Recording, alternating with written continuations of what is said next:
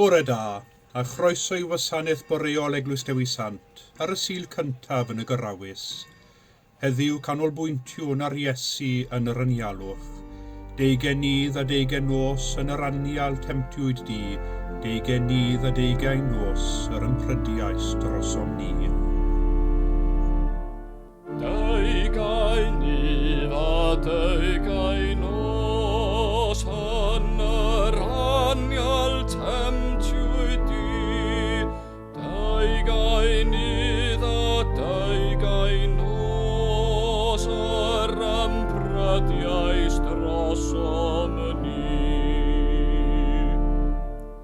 Tan llyd y doedd hael y dydd, gwlydd y nos yn oer a throm, ac ymysg gwyllt filod yr hyd, llawr y graig dywelu llwm. Ninnau fysgwn dyfwyn, rhwyfaint offis gybliad trist, nerf drwy ympryd gawn I ddwyn, gofid fel gofidiau Crist. Cnawd ac ysbryd ddesg a ball, dandem tasiwn Satan hi, ti adrechais nid y fall, ond y nerf mae'r gwan yn y greu.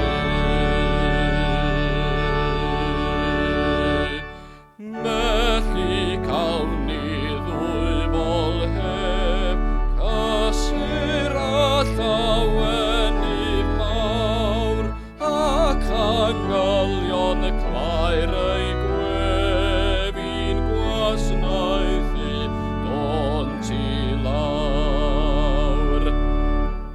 Cadw ni waredwr gwir, wrth aslys yn dydi, pawn ar ôl yr ympryd hir, gadw pasg ta gwylol fryd.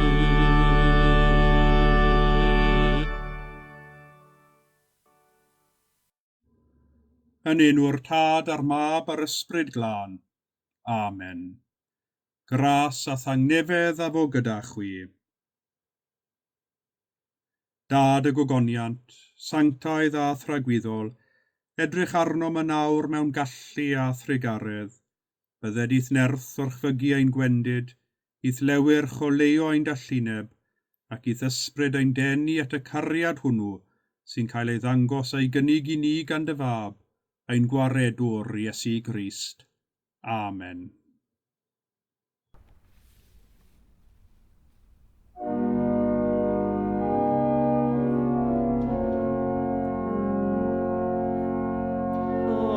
Arglwydd trigar ha, arglwydd trigar ha, Crist trigar ha, Crist trigar ha,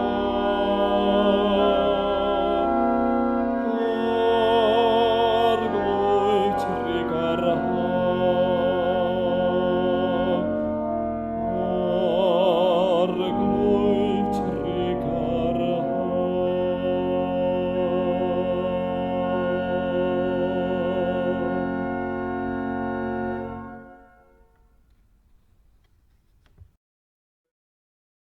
Felly, cyffeswn ein pechodau, a cheisio gan ein tad, ei fyddeiant a'i dangnefedd. Dad nefol, yr ydym wedi pechu ar feddwl gair a gweithred, a heb wneud yr hyn a ddylem. Mae'n wir ddrwg gennym, ac yr ydym o ddifrif yn edi farhau.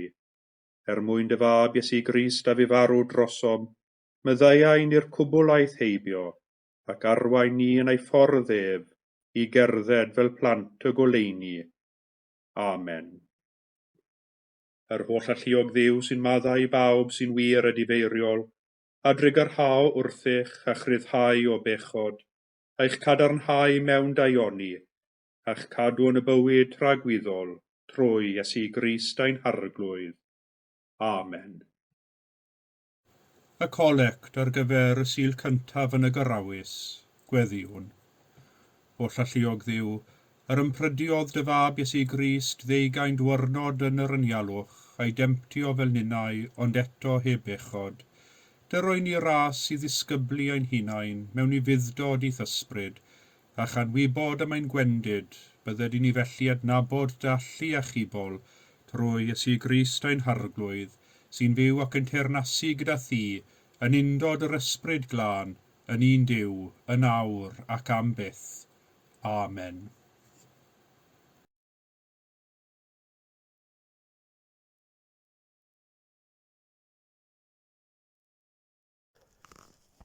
Llefarodd Duw wrth Noa a'i feibion, a dweud, dyma fi yn sefydlu fy nghyfamod â chwi, ac eich had ar eich ôl, ac a phob creadur byw gyda chwi, yn adar ac anifeiliaid, a'r holl ffwystfilod gwyllt sydd gyda chwi, a cwbl a ddaeth allan o'r arch.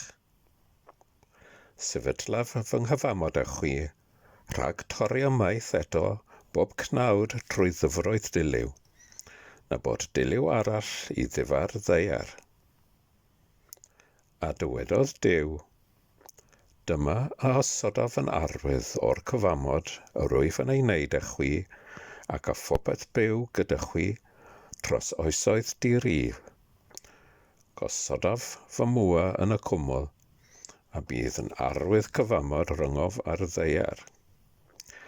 Pan godaf gwmwl ar y ddeiar, bydd bwa yn ymddangos yn y cwmwl, a chofiaf fy nghyfamod ryngof â chwi a phob creadur byw o bob math, ac ni ddaw'r dyfroedd eto yn ddiliw i ddifa pob cnawd. Pan fydd y bwa yn y cwmwl, byddaf yn edrych arno ac yn cofio'r cyfamod tragwyddol rhwng Duw a phob creadur byw o bob math ar y ddeiar. Dywedodd Duw wrth Noa, dyma arwydd y cyfamod rwyf wedi ei sefydlu rhyngof a phob cnawd ar y ddeiar.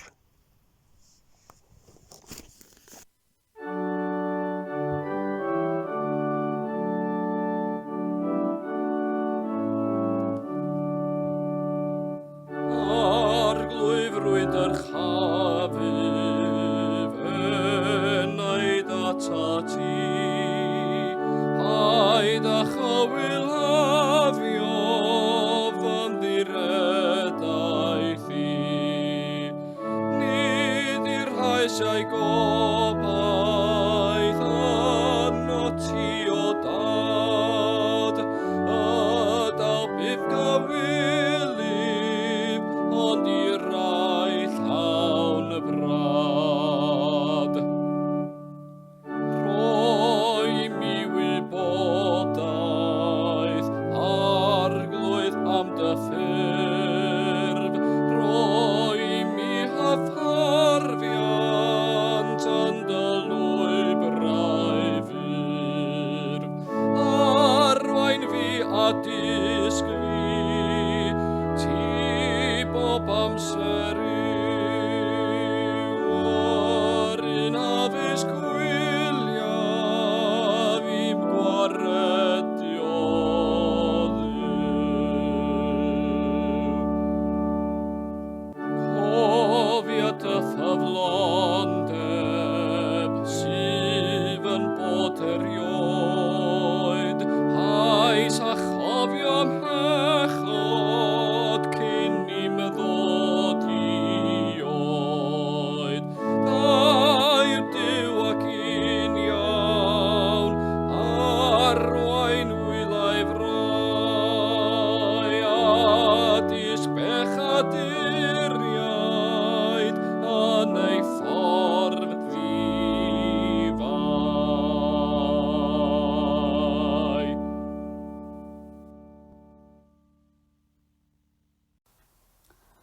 Gwrandewch Efengyl Crist yn ôl Sant Marc. Gogoniant i ti o Eglwys. Yn y dyddiau hynny, daeth Iesu o Nazareth Galilea, a bedyddwyd ef yn afon Iorddonen gan Ioan. Ac yna, wrth iddo godi allan o'r dŵr, gwelodd y nefoedd yn rhwygo'n agored, a'r ysbryd fel colomen yn disgyn arno. A daeth llais o'r nefoedd. Ti yw fy mab, yr anwylid, yno ti yr wyf yn ymhyfrydu.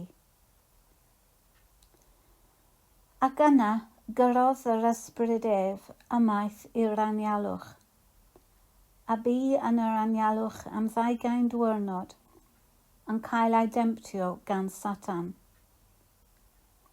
Yr oedd yng nghanol yr anifeiliaid gwylltion, a'r angylion oedd yn gwaenu arno. Wedi i Ioan gael ei garcharu, daeth Iesu i Galilea gan gyhoeddi Efengyl Duw a dweud, y mae'r amser wedi ei gyflawni, ac y mae teyrnas Dduw wedi dod yn agos. Edifarhewch a chrydwch yr Efengyl.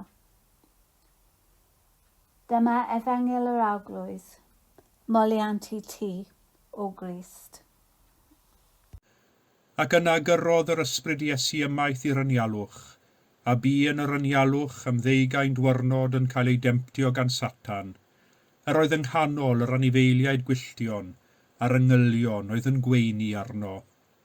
Y ddegfed i'r 3 adnod ar 10 o'r bennod gyntaf o'r Efengyl yn ôl Sant Marc. Bob blwyddyn, mae Sul cyntaf y Garawys yn ein gyrru ni i'r anialwch i ganolbwyntio ar Iesu a'r temtasiynau a ddaeth i'w rhan yn yr unigeddau. Yn yr anialwch, fe welwn ni Iesu yn ymryson â Satan ac yn gorchfygu. Eleni daw'r hanes y betemptiad o Efengyl Marc, ac mae Marc mewn 2 adnod gwta yn crynhoi holl brofiadau dyrys Iesu yn yr anialwch. Efengyl Marc yw'r byraf a'r cynharaf o'r Efengylau. Nid yw'n Efengyl sy'n hilaethu ac yn manylu, nid yw'n Efengyl sy'n rhoi llawer o esboniad nac yn aros yn rhy hir yn syllu ar un olygfa. Yn hytrach, mae'n Efengyl sy'n brasgamu trwy weinidogaeth Iesu ac yn cyflwyno i ni Iesu sydd ei lygaid yn gadarn tua'r groes, ac y mae pob cam y mae'n ei gymryd yn ei weinidogaeth yn un cam pendant sydd yn ei arwain yn nes at y groes. Ac felly yn Efengyl Marc, does dim sôn am Satan yn temptio Iesu droi'r cerrig yn fara, na chwaith iddo neidio dŵr uchaf y deml, na syrthio i lawr ac addoli Satan. Nid oes sôn yn Efengyl Marc am natur y temtasiynau a wynebodd Iesu tra'n yr anialwch fel y cawn yn Matthew a Luc. Yr unig gyfeiriad a gawn yn Efengyl Marc at y temtasiynau yw hyn, a bu yn yr anialwch am 20 diwrnod yn cael ei demptio gan Satan. Mae hyn yn gadael lle i ni ddyfalu yn union beth oedd natur y temtasiynau a wynebodd Iesu, a da hynny. Oherwydd fe ddaw temtasiynau mewn amryw ffyrdd, o'r rhai mawr i'r rhai bychain, a rhan o'r gwaith o ganolbwyntio ar Iesu yn yr anialwch yw ystyried y ffordd y cawn ninnau ein temptio. Mae temtasiwn yn ei ystyr ehangaf yn brofiad sy'n gyffredin i ni gyd, a all unrhyw un ohonom ddweud nad ydym wedi profi temtasiwn, ac o bryd i'w gilydd wedi ildio iddo. Mae temtasiwn yn rhan o fod yn ddynol, mae'n rhan o'n natur ffeiledig. Dydy hi ddim yn hawdd diffinio'n union beth yw temtasiwn, ond fe wyddo am hynny pan ddawi'n rhan. Pan feddyliwn ni am demtasiwn, fe feddyliwn yn fynych am rhywbeth sydd yn ein denu ni i beidio a gwneud yr hyn sy'n iawn ac yn rhinweddol, i adael y llwybr cul, a theri ni gefnu ar ein perthynas ag eraill, a chefnu ar Dduw. Mae temtasiwn yn cynnig dewis arall i ni, dewis sy'n ymddangos yn ddeniadol, ond sydd â chynlyniadau pellgyrhaeddol. sy'n ymlach na pheidio a chynlyniadau negyddol a niweidiol un perthynas ag eraill a hefyd â Duw. Fe wyddom beth sydd yn iawn i'w wneud, ac yna fe ddaw temtasiwn a chynnig dewis arall i ni. Mae temtasiwn yn cynnig dewis, y dewis o osod eraill yn gyntaf, neu'r dewis o osod yr hunan yn gyntaf. Pan geisiwn ni ddilyn ffordd Duw, y daw temtasiwn a chynnig i ni efallai ffordd y byd. Y mae Sant Paul yn ei epistol at yr Ifeiniaid yn crynhoi hyn i'r dim, pan ddywedodd yn hollol ddiflewyn ar dafod, y rwyf yn cael y ddeddf hon ar waith, pan wyf yn ewyllysio gwneud daioni, drygioni sy'n ei gynnig ei hun i mi. Ar yr un llaw, mae tueddiad gennym ni i fychanu temtasiwn, a'i ystyried yn rhywbeth sy'n weddol ddibwys.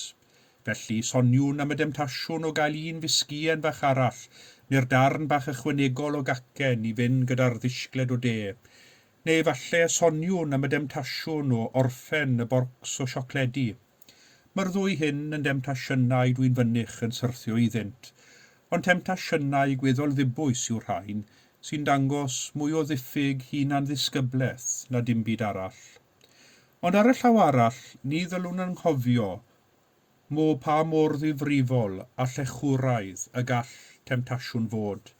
Y temtasiynau hynny sydd â chynlyniadau pellgyrhaeddol i ni ac i eraill os ildiwn iddynt. Y demtasiwn o gael llygaid i'r niwed a chosir i eraill neu i ddioddefaint eraill. Y demtasiwn o ddweud dim pan mae grym yn cael ei gamddefnyddio. Y demtasiwn o dorri corneli mwyn arbed amser neu mwyn gwneud ychydig o elw ychwanegol a hynny ar draul pobl eraill. Y demtasiwn o chwenychu'r hyn nad oes gennym a hynny heb ystyried y cyfoeth sydd gennym eisoes. Y demtasiwn i ildio pan mae angen dyfalbarhad i ymgyrchu at y nod. Mae sefyll yn erbyn temtasiwn, yn frwydr barhaus, yn erbyn y drygioni sy'n cynnig ei hun i ni. Mae angen doethineb, hunan ddisgybleth, a dyfalbarhad arnom i'w orchfygu. Ac yn ôl Efengyl Marc, mae temtiad Iesu yn yr anialwch yn cael ei portreadu i ni fel brwydr. Iesu yn erbyn Satan, yn erbyn drygioni, yn erbyn yr hyn sy'n ein difwyno, yn erbyn yr hyn sy'n ceisio ein denu i ymwrthod â Duw. Oherwydd bod hanes y temtiad mor fyr yn Efengyl Marc, mae'r darn ohono a gawn o'r Efengyl heddiw yn gosod y temtiad yn ei gyd-destun, sef y cyfnod hwnnw rhwng bedydd Iesu a Iesu yn dechrau ei weinidogaeth gyhoeddus, ac mae hyn yn bwysig i ni gofio. Mae temtiad Iesu yn yr anialwch yn fath o baratoad cyn iddo gychwyn ar ei weinidogaeth. Yn ei fedydd, disgynnodd yr ysbryd megis colomen arno, a daeth llais o'r nefoedd yn dweud, ti yw fy mab, yr anwylyd, yno ti yr wyf yn ymhyfrydu. Wedi iddo dderbyn y fath gadarnhad dwyfol yn ei fedydd, fe yrodd yr ysbryd ef, yr un ysbryd a ddaeth ato megis colomen, ymaith i'r anialwch. Ac mae'r gair gyrodd yn bwysig yma. Mae'n air cryf. Dyma'r union air sy'n cael ei ddefnyddio yn llyfr Genesis, pan yrwyd Adda ac Efa allan o ardd Eden, ar ôl iddynt syrthio i demtasiwn y sarff ac anifyddhau Dduw trwy fwyta o'r ffrwyth gwaharddedig. Felly ar ddechrau Efengyl Marc, fe welwn ni Iesu cyn iddo gychwyn ar ei weinidogaeth, yn cael ei yrru gan yr ysbryd allan i'r anialwch i fynd i'r afael a themtasiwn wyneb yn wyneb, y temtasiynau hynny a fydden dod i'w rhan dro ar ôl tro yn ystod ei weinidogaeth. Yn wahanol i'r ddau yn yr ardd, a syrthiodd i demtasiwn bod popeth a oedd yn angen rheidiol iddynt o'i hamgylch, fe wynebodd Iesu, mab y dyn, yr ail adda, demtasiwn yn unigrwydd a diffeithwch yr anialwch, gyda'r anifeiliaid gwylltion yn unig gwmni iddo, ac fe orchfygodd. Wedi brofi yn yr anialwch, roedd Iesu'n gryfach ei feddwl a'i wyllus, cyn iddo gychwyn ar ei weinidogaeth a chyhoeddi, edifarhewch a chredwch yr Efengyl. I Iesu gael ei brofi, ni syrthiodd i'r demtasiwn i ildio, na chwaith i'r demtasiwn o droi ei gefn ar Dduw.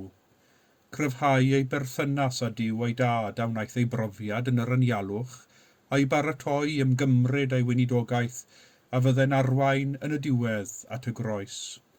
Ac yno ar y groes, fe welwn ni Iesu, mab y dyn, trwy ei fuddod llwyr i Dduw, yn gwrthdroi a ni fuddod dyn. A beth amdanom ni, wrth i ni gychwyn ar ein taith flynyddol trwy'r Garawys tua'r groes? Wrth i ni ganolbwyntio heddiw ar demtiad Iesu yn yr anialwch, cawn ein hatgoffa o'r pwysigrwydd o fod yn effro i'r ffordd y daw temtasiwn ar ein traws ni yn ein byw beunyddiol. Cawn ein hatgoffa o fod yn effro i'r dewisiadau hynny sy'n cynnig ei hunain i ni, fel y gallwn ni fod yn ddoeth wrth bwyso a mesur yn ofalus, i sicrhau bod ein dewisiadau yn rhai sy'n arwain at ddaioni a bywyd, nid yn unig i ni, ond i eraill hefyd. Wrth i ni sefyll yng Nghrist, wrth i ni ei ganlyn ef, wrth i ni geisio dirnad ewyllus Duw yn ein bywydau, byddwn yn ddoethach ein dewisiadau, ac yn fwy effro i wrth sefyll y temtasiynau hynny, y drigioni hynny, sy'n ceisio ein baglu mor hwydd. Amen. Credo Nicea. Credwn yn un Duw, y Tad yr holl alluog, gwneithurwr nef a deiar, a phob peth gweledig ac anweledig. Credwn yn un arglwydd Iesu Grist, unig fab Duw, a genhedlwyd gan y Tad cyn yr holl oesoedd, Duw o Dduw, llewyrch o lewyrch, gwir Dduw o wir Dduw, wedi ei genhedlu, nid wedi wneithur, yn un hanfod ar Tad, a thrwyddo ef y gwnaed pob peth. Ein mwyn ni ac ein hiachawdwriaeth disgynnodd o'r nefoedd, trwy nerth yr ysbryd glân daeth yng ngnawd o fair forwyn ac fe gwnaed yn ddyn.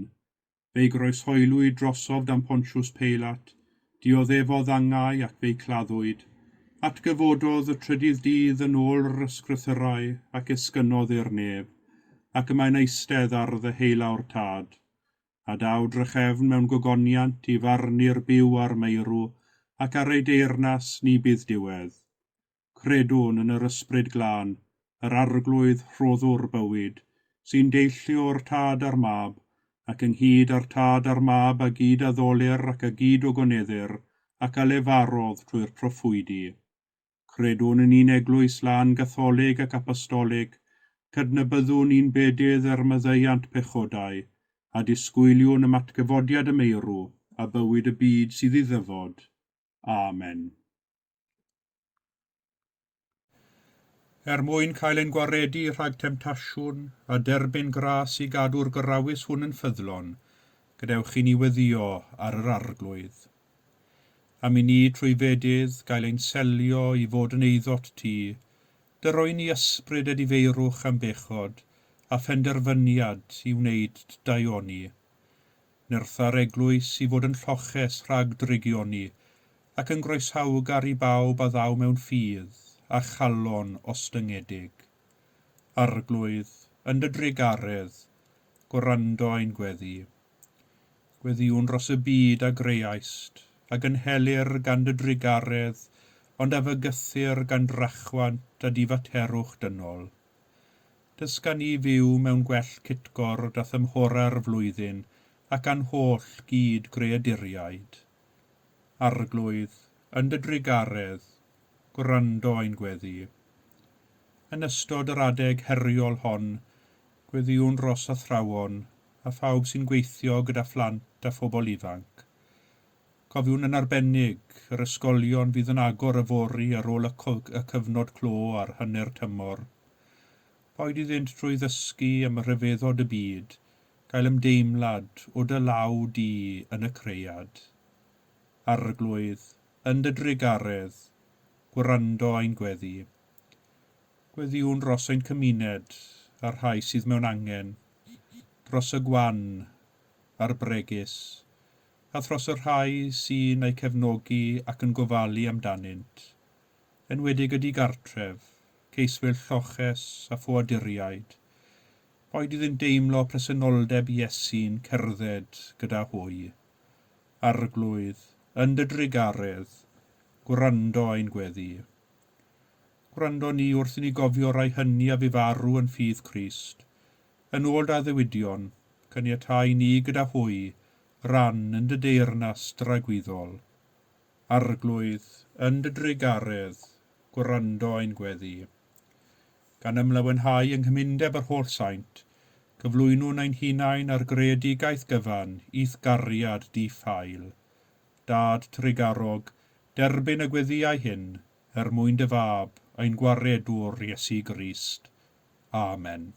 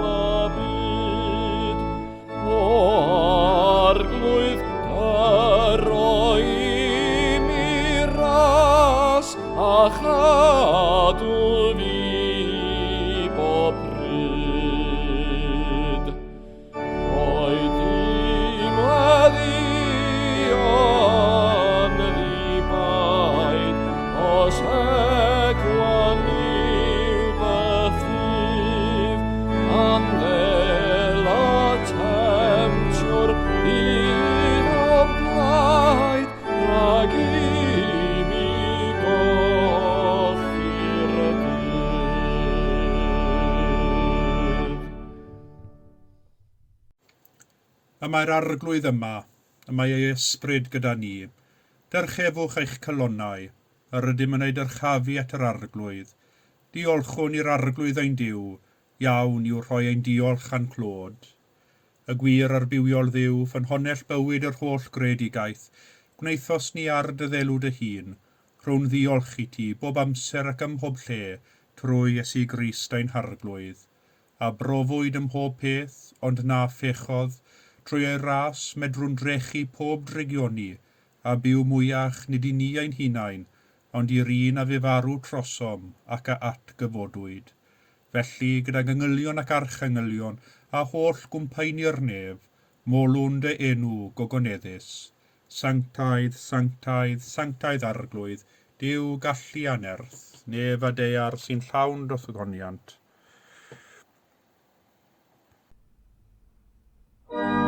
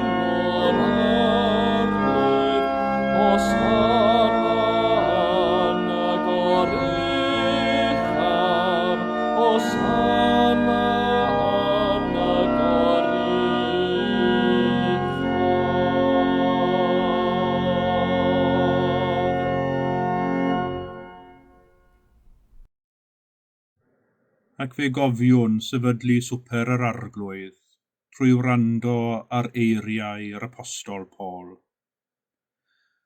Oherwydd fe dderbynu Iesu oddi wrth yr arglwydd, yr hyn hefyd a droddodais i chwi, i'r arglwydd Iesu, yn nos y brydychwyd ef, gymryd bara, ac wedi iddo ddiolch fe'i torodd a dweud, hwn yw fy nghorff, sydd er eich mwyn chwi, gwnewch hyn cof amdanaf.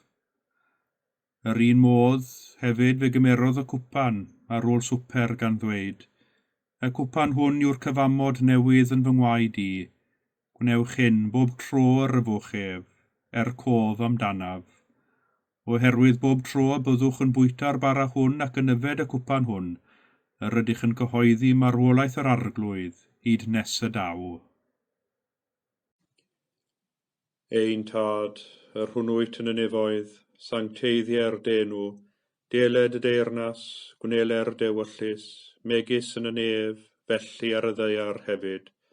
Dyroi ni heddiw ein bara beinyddiol, a maddau ni ein dyledion, fel y myddeiwn innau'n dyledwyr, ac nac arwain ni brofedigaeth, eithir gwared ni rhag drwg, canis eiddot ti o'r deyrnas, a'r gallu a'r gogoniant, yn oes oesoedd.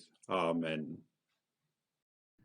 Cymerwn enid i fyfyrio ar y cymyn bendigaid, ac ar o chymyn Iesu, wnewch hyn cof amdanaf.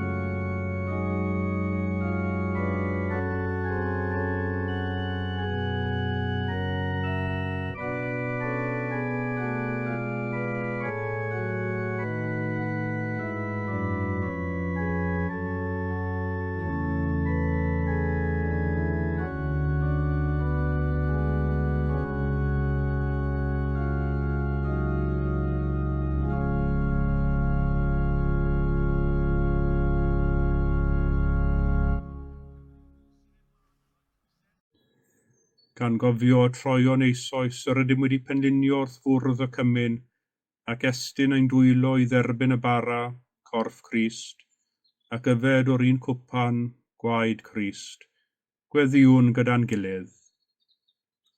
O wyn fededig arglwydd, mewn undod ath bobl ffyddlon ledled y byd, ger bron pob allor yn dy eglwys lle dethlir yr Iwcharist, dymunwn offrymu ti fawl a diolch. Cyflwynaf i ti fy enaid am corff, gan deir ewellusio bod yn un a thyn wastadol, am na allaf yn awr dy dderbyn yn y sacrament, tyrd yn ysbrydol i'm calon, gwna fy hun yn un a thi, cofleidiaf di a chalon, meddwl ac enaid, na foed fyth i ddim dy wahanu di o ddiwrthif, fel y gallaf byw a marw yn dy gariad. Amen.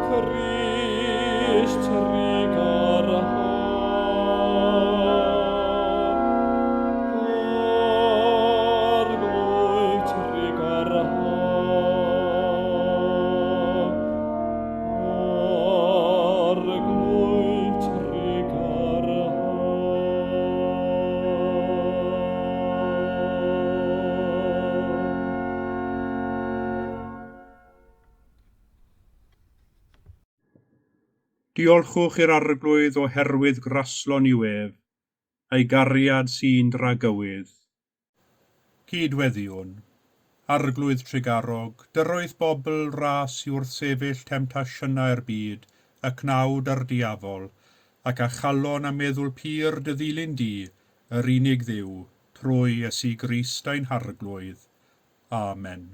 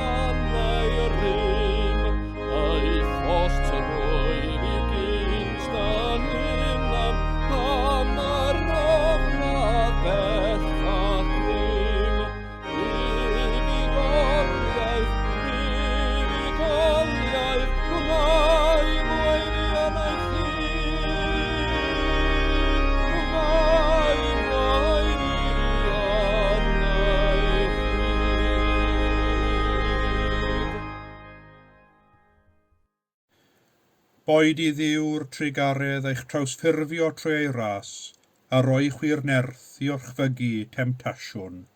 A bendith Duw holl alluog, y tad y mab a'r ysbryd glân, a fo'n eich plith ac y drigo gyda chwi yn wastad. Amen.